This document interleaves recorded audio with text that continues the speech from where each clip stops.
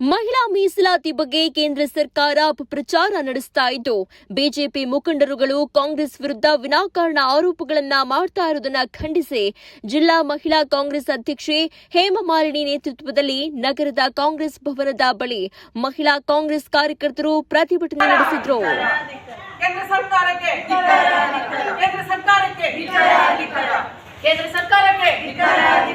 ಮಹಿಳಾ ಮೀಸಲಾತಿ ಈ ಕೂಡಲೇ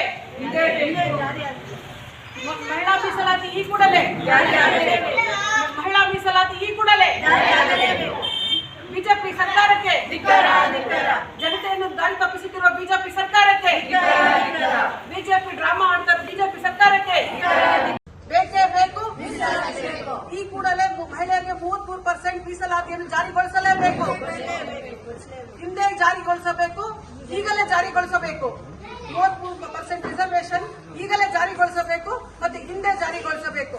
ಇದಕ್ಕೆ ಮುಸಳೆ ಕಣ್ಣೀರು ಹಿಡಿತಾ ಮೋಸ ಮಾಡುತ್ತಿರುವ ಕೇಂದ್ರ ಸರ್ಕಾರಕ್ಕೆ ಧಿಕ್ಕಾರ. ಕೇಂದ್ರ ಸರ್ಕಾರಕ್ಕೆ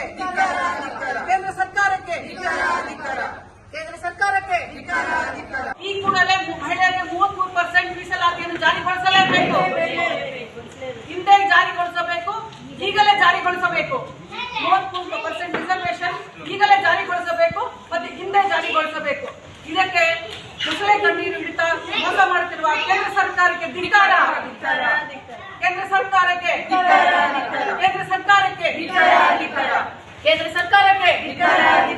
ಮಹಿಳಾ ಮೀಸಲಾತಿ ಈ ಕೂಡಲೇ ಈ ದಿನ ನಮ್ಮ ದೇಶದಲ್ಲಿ ಏನಾಗ್ತಿದೆ ಅಂತ ಎಲ್ಲರಿಗೂ ಗೊತ್ತಿದೆ. ನಾವು 2023ರಲ್ಲೇ ಮಹಿಳಾ ಮೀಸಲಾತಿ ನೀಡಬೇಕು ಅಂತ ಬಿಲ್ ಪಾಸ್ ಆಗಿದೆ. ಆದರೆ ಅದನ್ನು ತಡೆ ಮಾಡ್ತಾ ಬಂದು ಈಗ ಏಕಾಏಕಿ ಕೇಂದ್ರ ಸರ್ಕಾರ ವಿಶೇಷ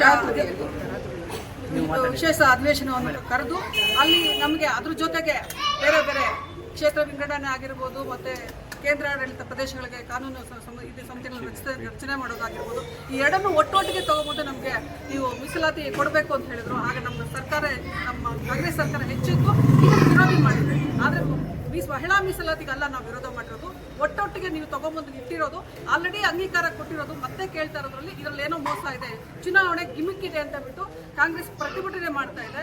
ದಯವಿಟ್ಟು ಇದನ್ನು ಮಹಾಜನತೆ ಅರ್ಥ ಮಾಡ್ಕೋಬೇಕಾಗಿದೆ. ಮಹಿಳೆಯರು ಎಸ್ಪೆಷಲಿ ಮಹಿಳೆಯರು ಇದನ್ನು ಅರ್ಥ ಮಾಡ್ಕೋಬೇಕಾಗಿದ್ದು, ಕಾಂಗ್ರೆಸ್ ಮಹಿಳೆಯರ ಪರವಾಗಿದೆ. ನಿಮ್ಗೆಲ್ಲರಿಗೂ ಗೊತ್ತಿದೆ, ಕಾಂಗ್ರೆಸ್ ಸರ್ಕಾರ ಮಹಿಳೆಯರ ಸರ್ಕಾರ ಆಗಿದೆ. ಮಹಿಳೆಯರಿಗೆ 5 ಗ್ಯಾರಂಟಿಗಳು ಮಹಿಳೆಯರಿಗೆ ಕೊಟ್ಟಿದೆ.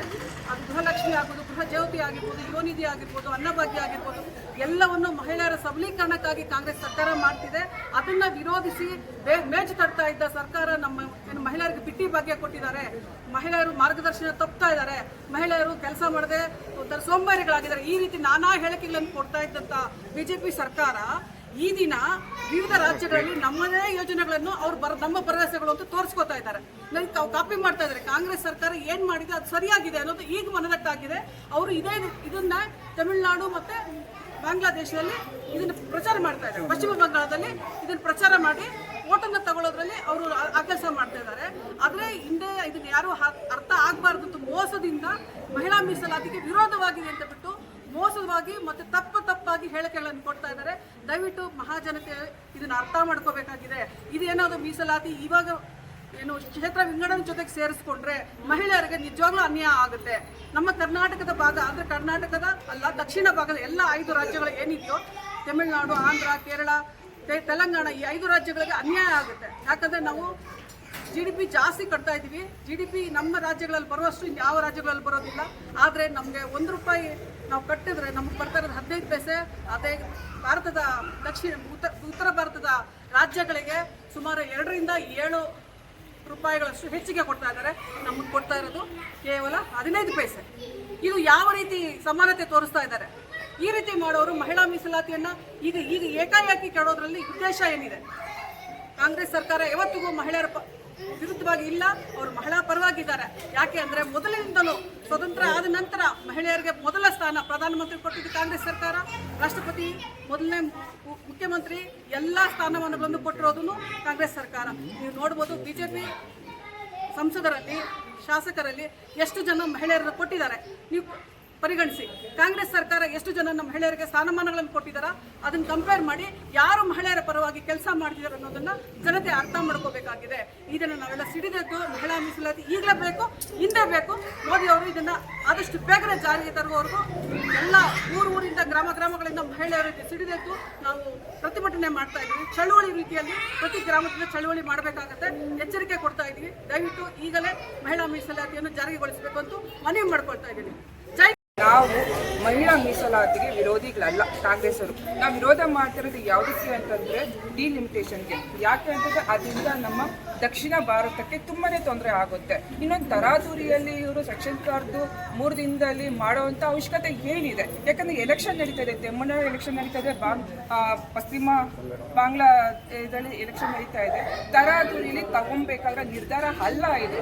ಎಲ್ಲಾನು ಸೇರಿಸಿ ಎಲ್ಲರ ಸಮ್ಮತಿಯಲ್ಲಿ ತಗೊಬೇಕಾದ್ರೆ ನಿರ್ಧಾರ. ತರಾತುರಿಯಲ್ಲಿ ತಗೊಳ್ತಾ ಇದ್ದಾರೆ ಅಂತಂದ್ರೆ ಮೇನ್ ಉದ್ದೇಶ ಏನಂತಂದ್ರೆ ಎಲೆಕ್ಷನ್ ಟೈಮಲ್ಲಿ ಇವ್ರ ಕಡೆ ಎಲ್ಲರೂ ಮುಖ ಮಾಡಬೇಕು, ಕಾಂಗ್ರೆಸ್ ಬಗ್ಗೆ ಸುಮ್ಮನೆ ತಪ್ಪ ಒಂದು ಇದನ್ನೆಲ್ಲ ಹುಟ್ಟಾಕ್ಬೇಕು ಅನ್ನೋ ಒಂದೇ ಒಂದು ಕಾರಣದಿಂದ ಈ ಥರ ಮಾಡಿರೋದು. ಇನ್ನೊಂದು ಬೇಟಿ ಬಚಾವ್ ಅಂತ ಹೇಳ್ತಿದ್ದಾರಲ್ಲ ನಮ್ಮ ಮೋದಿ ಅವರು, ಒಂದು ಮಣಿಪುರದಲ್ಲಿ ಅವ್ರದೇ ರಾಜ್ಯದಲ್ಲಿ ಹೆಣ್ಮಕ್ಳಿಗೆ ಆಗ್ತಾ ಇರೋಂಥ ಅತ್ಯಾಚಾರಗಳ ಬಗ್ಗೆ ಯಾಕೆ ಕಡಿಮೆ ಮಾಡ್ತಾ ಇಲ್ಲ ಇವರು? ಮತ್ತೆ ಇನ್ನೊಂದು ಏನಂತಂದ್ರೆ ಯಾವಾಗ ಹೆಣ್ಮಕ್ಳ ಪರ ಅಂತ ಹೇಳ್ತಿದಾರಲ್ವ ಇವರು, ಸೊ ಹೆಣ್ಮಕ್ಳ ಪರ ಅಂದ್ರೆ ಏನ್ ಮಾಡಿದ್ದಾರೆ ಹೆಣ್ಮಕ್ಳಿಗೆ? ಅವ್ರ ರಾಜ್ಯದಲ್ಲೇ ತನ್ನ ಹೆಣ್ಮಕ್ಳು ರಕ್ಷಿಸ್ಕೊಳಕ್ ಆಗ್ತಾ ಇಲ್ಲ, ಬೇರೆ ಇನ್ನೆಲ್ಲ ಕಡೆ ಇಲ್ಲಿ ರಕ್ಷಣೆ ಮಾಡ್ತಾರೆ.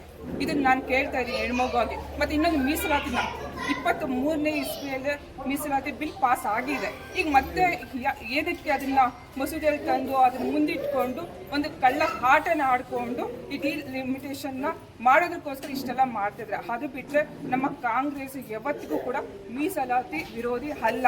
ಯಾಕಂದ್ರೆ 1989ರಲ್ಲಿ ಮೊದಲು ಇದ್ರ ಬಗ್ಗೆ ಮಾತಾಡಿದ್ದೆ ರಾಜೀವ್ ಗಾಂಧಿ ಅವರು, ತಮ್ಮೆಲ್ಲರೂ ಗೊತ್ತಿರೋಂಥ ವಿಷಯನೇ. ಆಗಿರ್ಬೇಕಾದ್ರೆ ನಾವು ಮೀಸಲಾತಿಗೆ ವಿರೋಧಿ ಹೆಂಗಾಗ್ತೀರಿ?